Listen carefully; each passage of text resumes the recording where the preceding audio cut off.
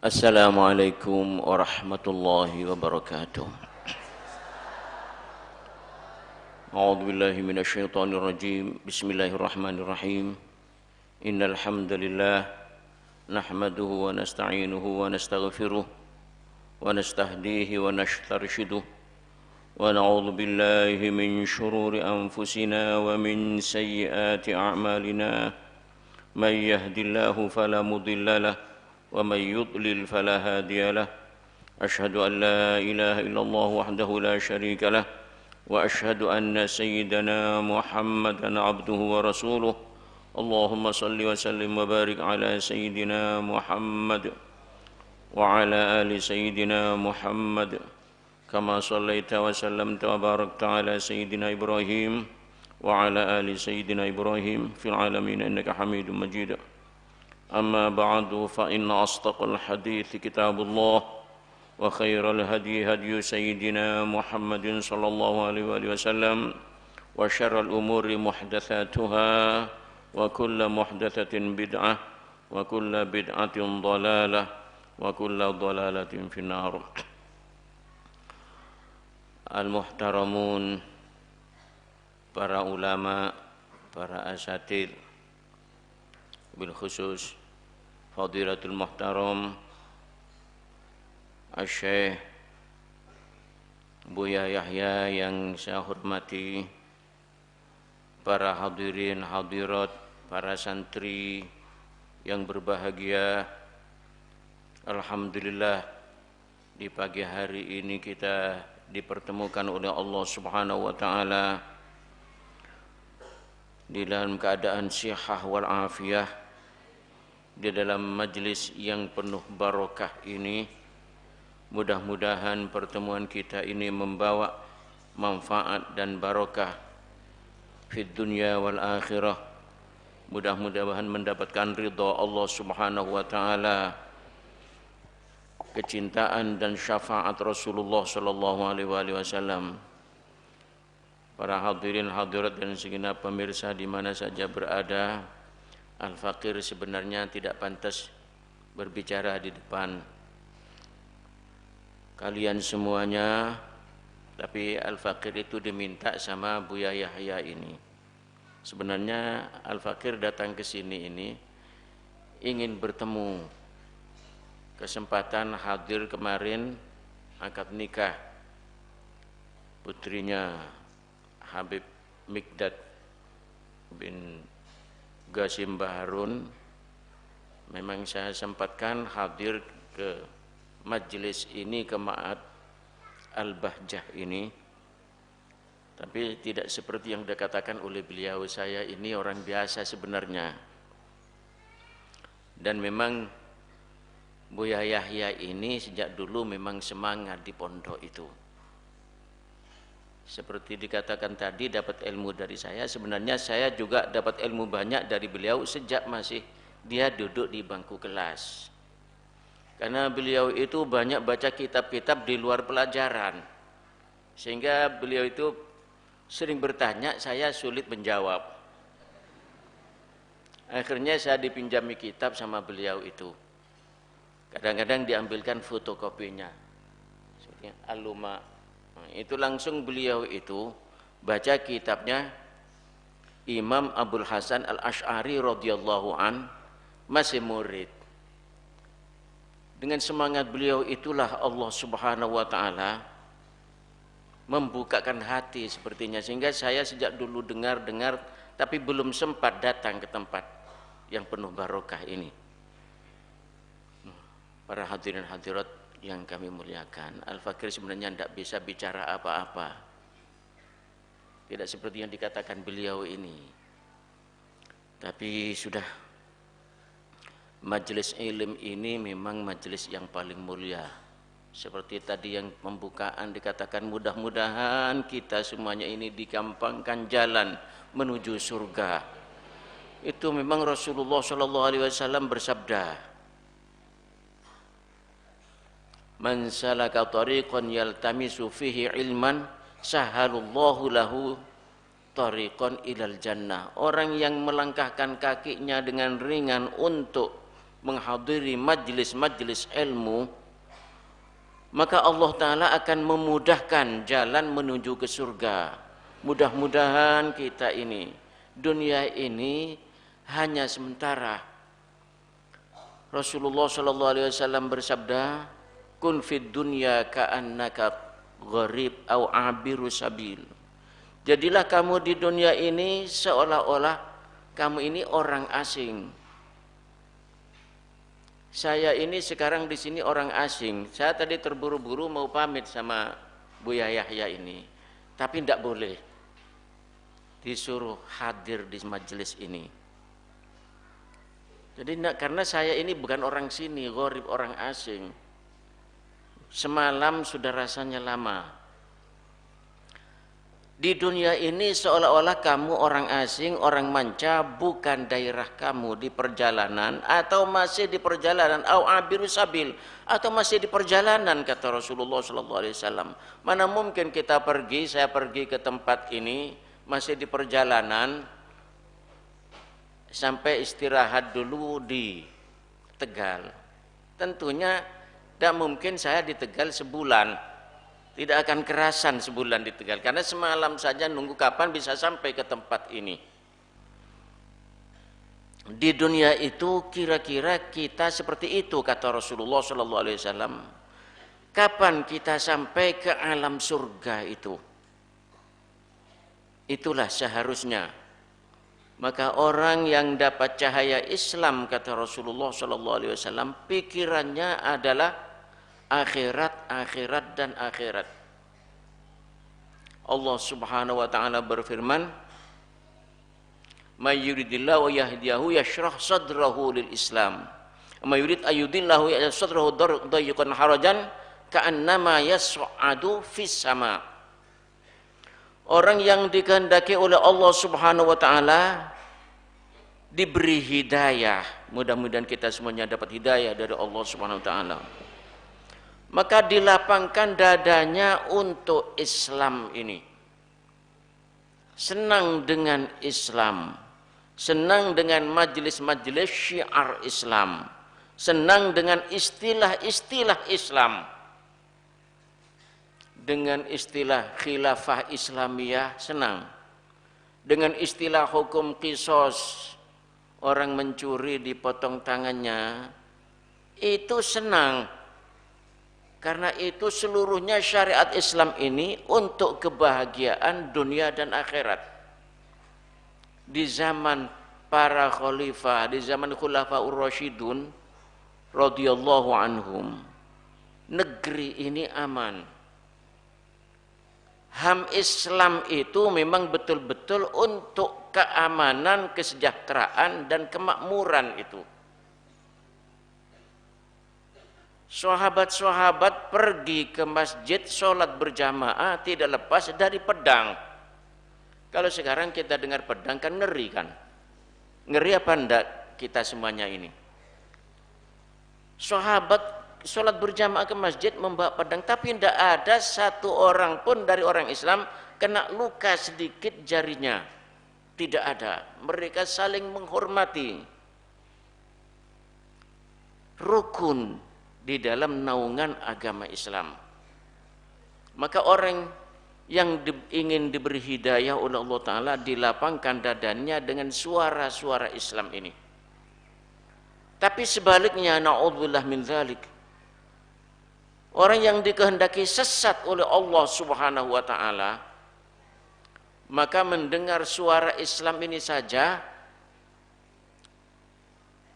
yaj'al sadrahu dayyqan, Allah Ta'ala menjadikan dadanya itu sempit, sesak dada, harajan, sedih, sumpek mendengar suara Islam, seolah-olah dia terbang ke angkasa. Kata para ilmuwan, orang itu kalau ke angkasa sampai keluar dari atmosfer bumi, maka katanya tidak bisa bernafas karena kehabisan oksigen. Betul, anak-anak tidak tahu ilmu-ilmu seperti ini. Katanya begitu. Saya memang tidak tahu karena juga tidak pernah ke angkasa juga. Lihat sekarang, ada orang Islam, dengar suara Islam itu tidak senang. Dengan suara syariat itu sesek dadanya, tercekik lehernya. Maka mudah-mudahan kita bukan begitu. Dan kita tidak akan perang kan? Kira-kira kita akan perang. Kalau Bu Yayahnya ini berkomando perang, akan perang kamu?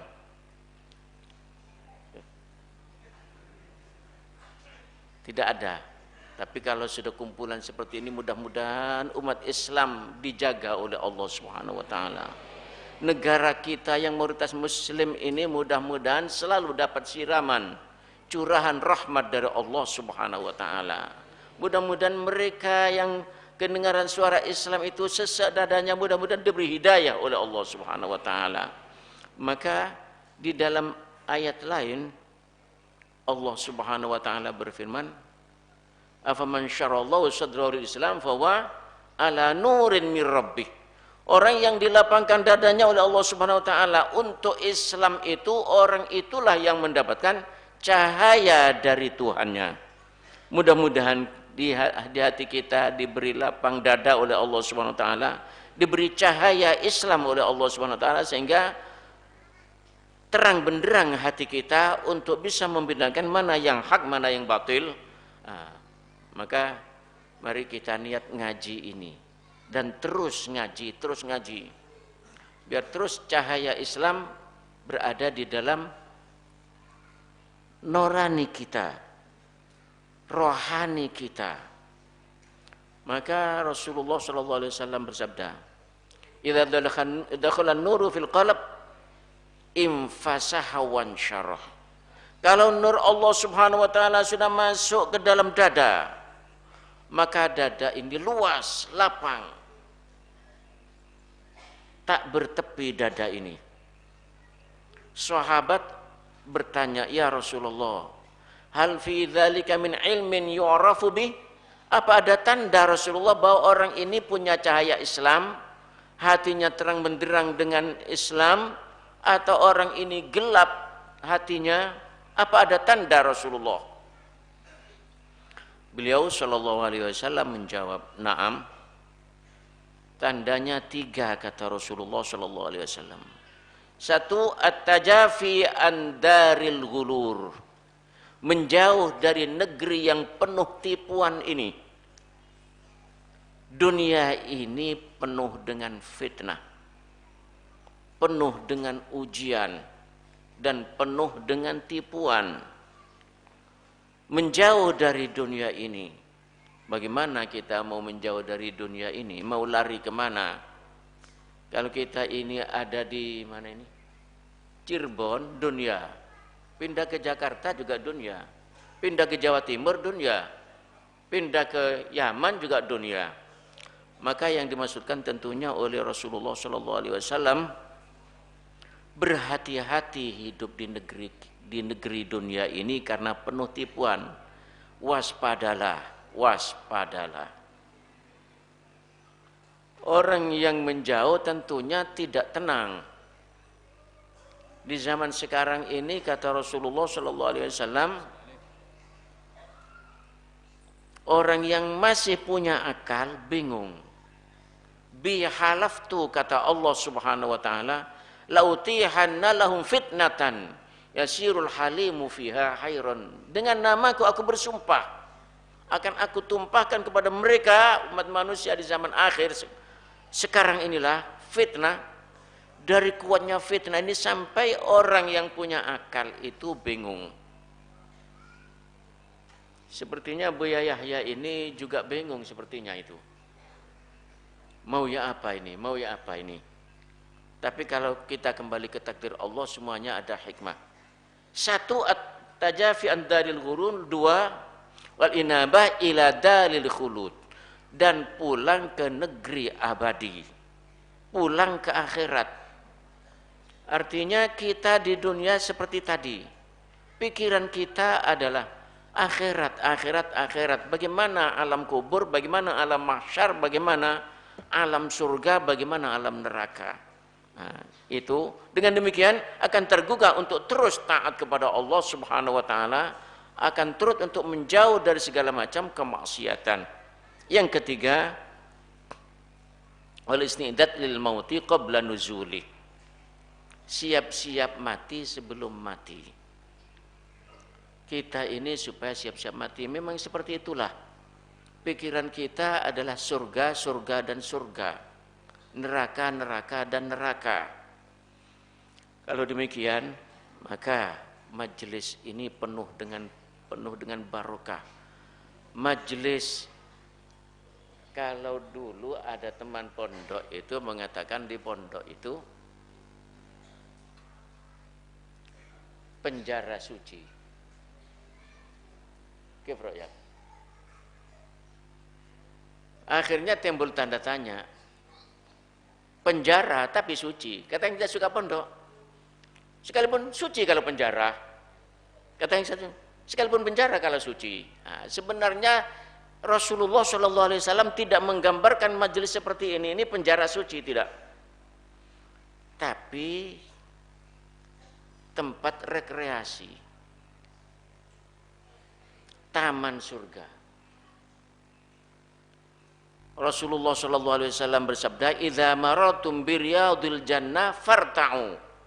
Kalau kalian berjalan-jalan bertemu dengan taman-taman surga, hendaklah kamu jangan dilewati saja.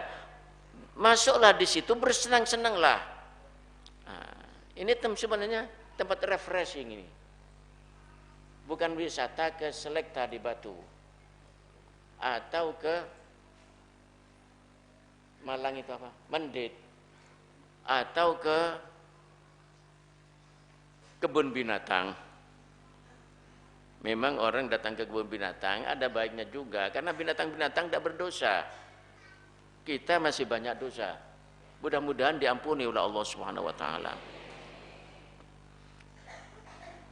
Tapi majelis ilmu ini refreshing yang sebenarnya, sehingga ulama di Muqaddimah Jauhar Maknun mengatakan, "Fanazahul quluba fi riyadhihi wa auradul fikra ala hiyadhihi."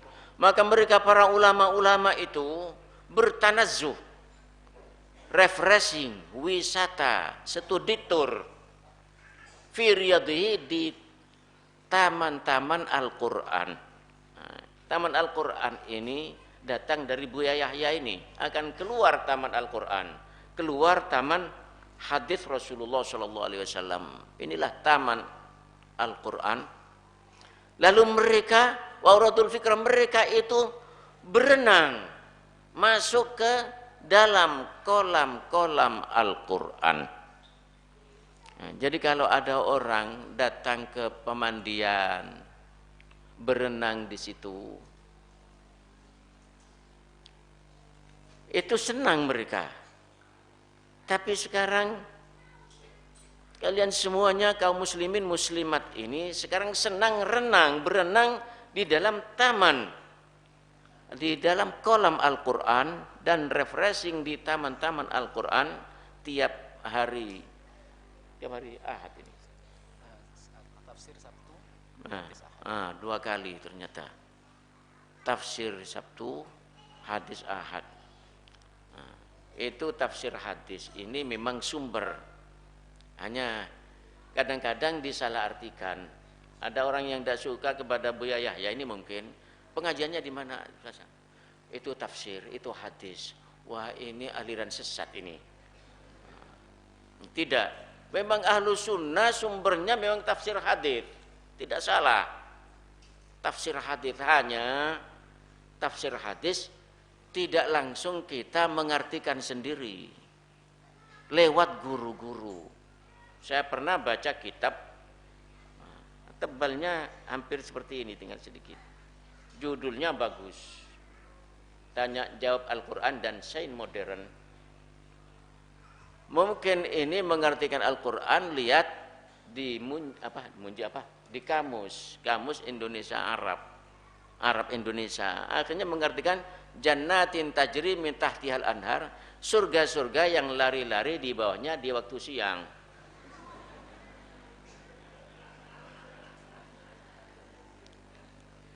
Jadi apa di surga itu masih ada perlu lari jantung sehat? Sehingga kalau ndak pakai lari bisa mati di surga. Nah, maka kita harus kepada guru.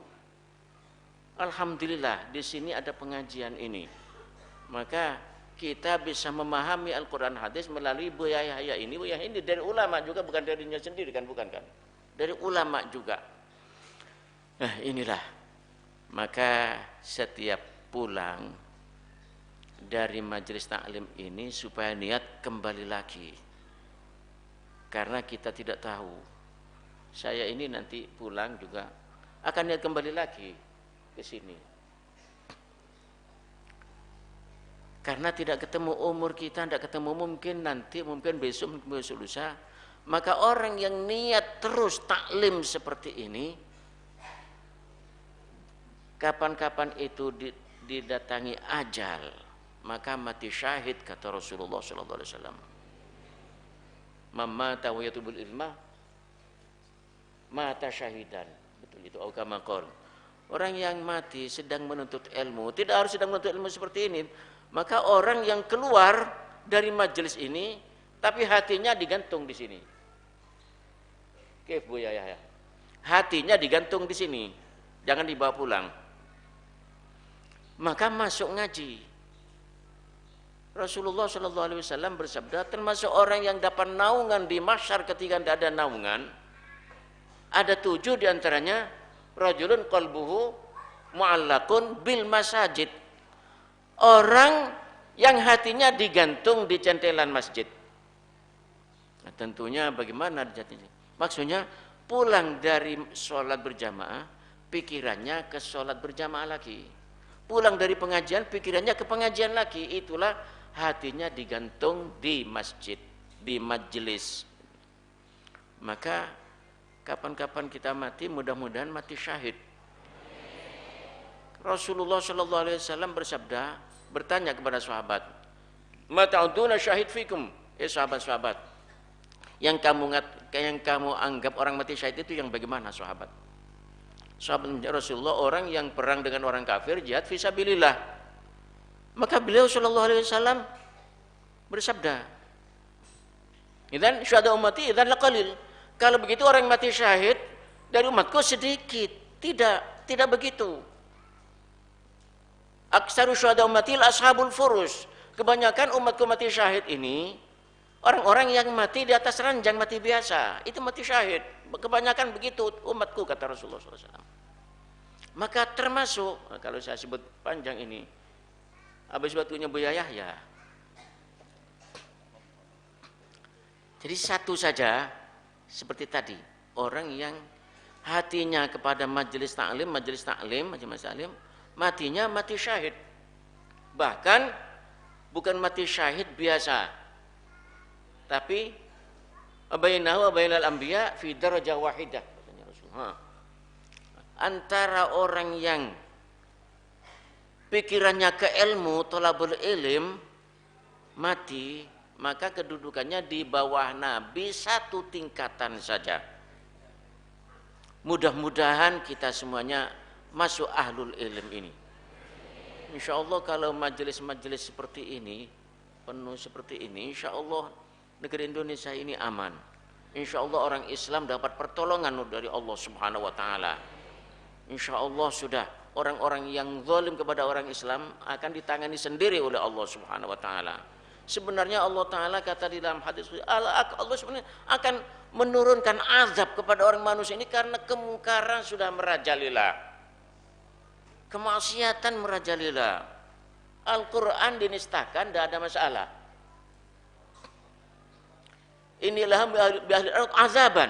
Aku, kata Allah SWT, akan sudah punya akan menurunkan azab kepada manusia di permukaan bumi ini. Walamma ra'aitu ummar masajidi wa multahabbina fiyha wa mustafina bil asar saraftu azabi anhum. Tapi setelah aku lihat orang-orang yang memenuhi masjid-masjidku, orang yang ibadah ngisi masjid dengan sholat berjamaah, dengan qiyamul lail, dengan semuanya. Dan lihat orang al-mutahabbina fiya, orang-orang yang cinta, rukun, kasih sayang karena aku. Ini kita kumpul di sini tidak ada tujuan. Ada tujuan apa tidak ada tujuan? Tidak ada tujuan karena Buya Yahya ini banyak uangnya, nanti dapat pembagian uang, tidak ada. Buyanya dapat uang tidak? Tidak ada tujuan seperti itu. Tidak ada tujuan karena Buyanya memang ganteng. Tidak ada tujuan kan? Memang ganteng, tapi kan bukan tujuan kan? Tapi tujuan adalah untuk membuka dada, siap menerima ilmu-ilmu ini. Ini syiar Allah Subhanahu wa taala. Mudah-mudahan kita kasih sayang kita rukun sekarang ini benar-benar karena Allah Subhanahu wa taala. Maka Allah taala tidak jadi menurunkan azab. Maka majelis-majelis seperti inilah termasuk benteng penangkal azab dari Allah Subhanahu wa taala. Yang ketiga, mustaghfirin bil asar, orang-orang yang istighfar di waktu sahur, di tengah malam. Kalau malam sudah tinggal sepertiga, dia istighfar minta ampun kepada Allah Subhanahu wa taala. Ini penangkal azab. Akhirnya saya nanti dengar tadi itu santri-santri masih 2:30 itu sudah bangun. Santri-santri zikir, istighfar, lalu azan. Ada azan 2 kali sini. Nah, ini pondok ini menghidupkan sunnah Rasulullah SAW. Di Pasuruan itu sebenarnya sudah tidak ada azan 2 kali itu. Di Kabupaten Pasuruan, tapi di sini masih ada azan sampai istri saya itu, loh sudah subuh ya? Makanya bilang, enggak, ini azan pertama. Itu ingat di Mekah. Azan pertama, setelah azan zikir-zikir sudah sepi. Apa pengajian itu kok tenang? Oh iya, nah, itu sampai hampir subuh zikir lagi. Nah, jadi kalau kita itu istighfar malam setelah lewat pertengahan malam, itulah termasuk penangkal azab Allah Subhanahu wa taala. Maka mudah-mudahan Allah taala tidak menurunkan azab ke penduduk Indonesia ini. Amin amin ya rabbal alamin. Nah, Al-Fakir tidak bisa panjang-panjang karena sudah sebagai muqaddimah saja. Sebenarnya pokoknya Buya Yahya ini Al-Fakir minta maaf sebesar-besarnya. Kurang lebihnya minta maaf. Mudah-mudahan saja pertemuan kita ini dapat ridho Allah Subhanahu wa taala. Hidayah. Wassalamualaikum warahmatullahi wabarakatuh.